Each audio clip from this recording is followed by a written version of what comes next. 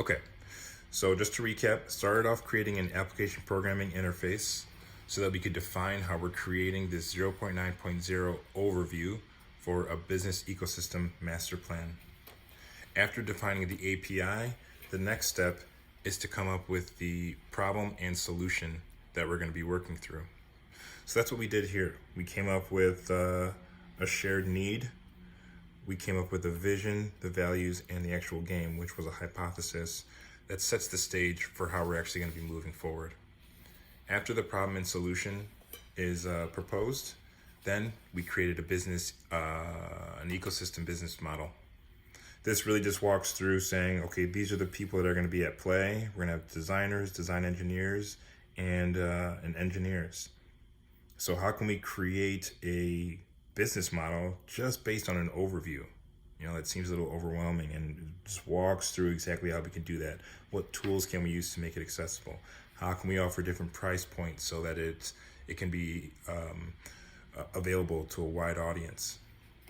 After we have a business model set, the next thing we need to do is create a compelling story. A business model is really just based on the data that we have at hand. That's not going to get anyone to buy into what we're doing. That's not going to get anyone to invest in our ecosystem with their time, money, energy. So it's so important that we as humans come up with a story that can really bring people in.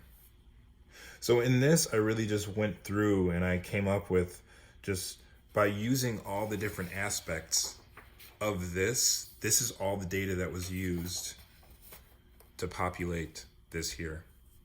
So like the outer spheres, that was really populated by Groove 9, the first step with the API. The problem and solution, that was populated in different areas, and I have it coded here where it shows exactly where everything's populated. So it's a little messy right now, but the next iteration of this is going to be so clean because it's going to be really clear. Answer something here, it's populated in your story automatically. Answer something on the second step, it's populated in these specific areas.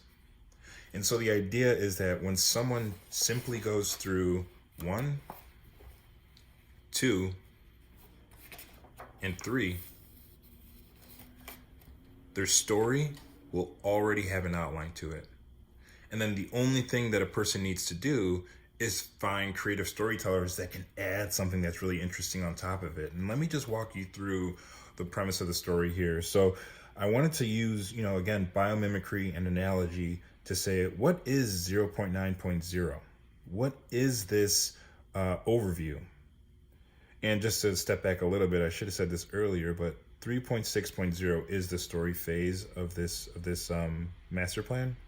And it's focused on a brand story and a financial projection. So we're coming up with a brand story and financial projection for a 0.9.0 overview. Within the context of a business ecosystem, you can think of 0.9.0 in many different ways. It's an API for the ecosystem. It's a cover for that framework book that we want to create. It's the album sleeve for the epic playlist, for the EP that we want to create. It's the membrane, atmosphere, skin, water of the cell, planet, human, and tree, respectively. You can think of 0.9.0 as the opening scene of the movie. Think of Star Wars with the zooming out of like the narrative, or James Bond, how it always has really engaging opening intros. 0.9.0 is the reception area of a library that we're going to create. It's the welcome center of a festival that people will be coming to. It's that sign on a kid's seed stand or their lemonade stand, showing people exactly what they're up to. It's the how-to cover for how people are going to build their framework book stations. And it's the cover, table of contents, and executive summary for a business ecosystem master plan. That's just to show that there's so many different ways that you'll be able to see every single aspect of this. With biomimicry and with analogy, you see that with fractals, everything is the same at different scales. So whether we're talking about APIs, or we're talking about how-to manuals, or we're talking about an actual building, the introduction and the reception is the same. How do you create something that's engaging but not too overwhelming by giving them too much information? So what's the process that goes along with this? We have a general premise of how this starts, but what's the process of actually going through it? So the process is we're going to be using Groove 9, the first step we did, Groove 8, the second step, and Groove 7, this third step. We're going to use the responses to automatically fill this map. And then we're going to overlay a creative narrative on top of it so that people get really excited about it. So what's the story here? We're going to be starting off with the planet. If you remember back to this first step, we start off with an indigenous designer, a solar punk design engineer, and a biomimicry engineer. And that's mapped to planet, a human, and a tree. So we're going to carry that through here. So when we're starting off with the planet, we're gonna start off with the planet wanting creative freedom. So it's going to be like a zoomed out view, and the planet's going to be like, whoa, wait, can you see me? And it's just going to go on a rant about how it used to, like, it doesn't know how to share its perspective without overloading people's minds, because the planet wants creative freedom, and it's trying to collaborate with humans and nature and all that to make some of these ideas come to life. But the best tool that it has is like mushroom and DMT trips, and it always kind of like short circuits people, and then they kind of get ostracized from society. So in this case, the story here is, how can the planet come up with a better and more engaging onboarding practice or overview to say, this is what I want as the planet.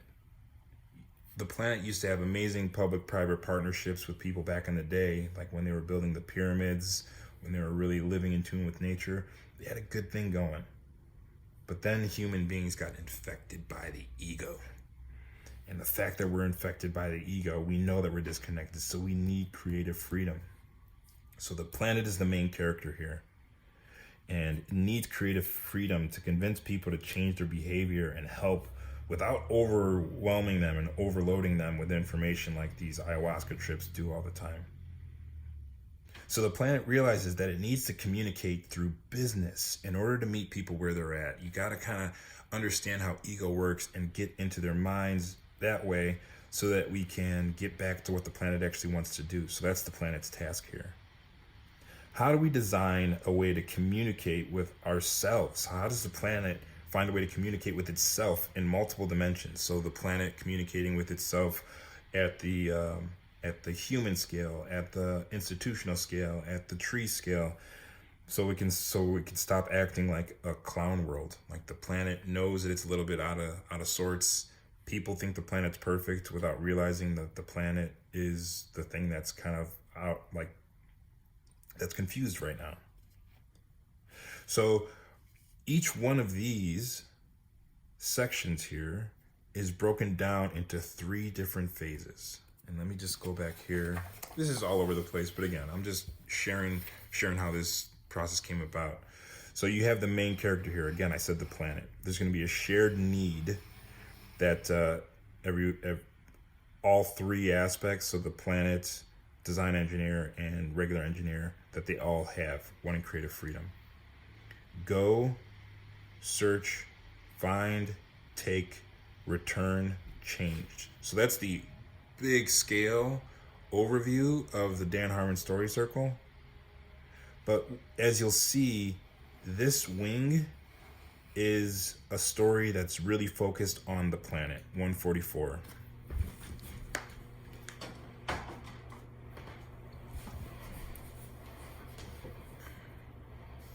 This central, the head of everything is 369. So that's where the human comes into play. And they're going to be creating a story about how the design engineer is having its own story arc. And finally, there's a story arc for 432. So the tree or the institutions that we're influencing. What's the story arc there? So here you have a shared need. Act 1 focused on the planet story arc. Act 2 focused on a human story arc. And Act 3 focused on the trees and the institution story arcs. And that's how this is mapped out here. So within each of these arcs, even though this whole thing is the Dan Harmon story circle, Each one of these also has you need, go search, find, take, return, changed. So within this act, there is also a smaller Dan Harmon story circle. Again, this is probably too much information, but I need to get it out now. I want to do this just flow. I want to just rant this out, and then we can refine it as we go, like next week, as we make it a little bit better. So I don't need to go into the actual story, but in general, at a high level, this first act is going to be the planet figuring out how can we create an interface between what the planet wants to do. So let's map a cell membrane to an API. Let's map the planet's atmosphere to a public-private partnership. Let's map the human skin to what a receptionist does. Let's map the tree water to a master plan of an actual PDF document. And then we're going to be using math and cymatics to create a programming interface that really gets into the institutions that we want to change. And then finally, we have the actual applications like Discord, GitHub, Maven, and Figma that will allow the planet to interface with humans. And that's really like the goal that the planet had. How can I break through to human beings? And then once that's set, then you go to Act 2, and then the human gets access to what the planet has been working on. So then the human can turn that into a business plan. Turned it into a business plan, and that's like the human story arc. And then once the human's done with that, passes it over to the trees and the institutions saying, we have a plan. Will you invest in this? So then you have biomimicry engineers, the trees, the institutions that take in the business plan created by the human and develops a in-depth research about APIs, public-private partnerships, receptions, and executive summaries to say, how can we really turn this into a tangible project in the real world? And then once we go and search about all of that information, then we find and take the opportunity. So that is when we say, okay, we've done all this research, and now we realize we can create a headquarters reception API. We can create these forest festivals. We can create a framework book and a framework space. We can create seed stands and groundwater recharge stations. So that is what we find. And then the thing that we're going to take is creating an actual financial projection, showing how this can grow and the money that we'll need and everything that it'll take to make these projects happen.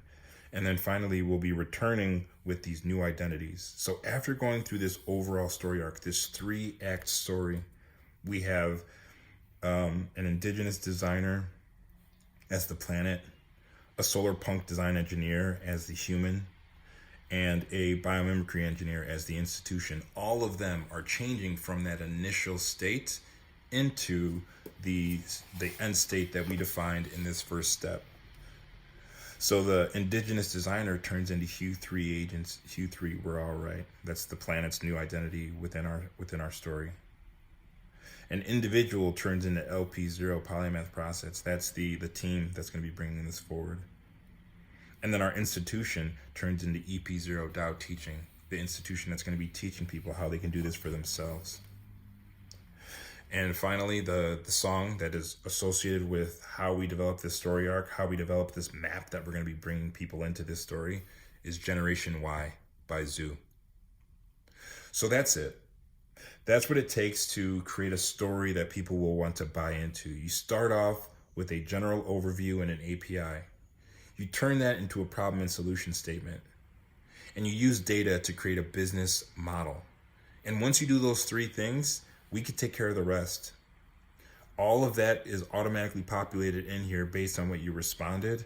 And then all you need to do is add your own creative spin on top of this map so that you can have a really fun and engaging story that appeals to kids, appeals to teenagers, appeals to adults, families. So think Marvel mythologies, think Pixar movies. This allows you to create that type of story on top of an actual business plan that will allow you to have creative freedom.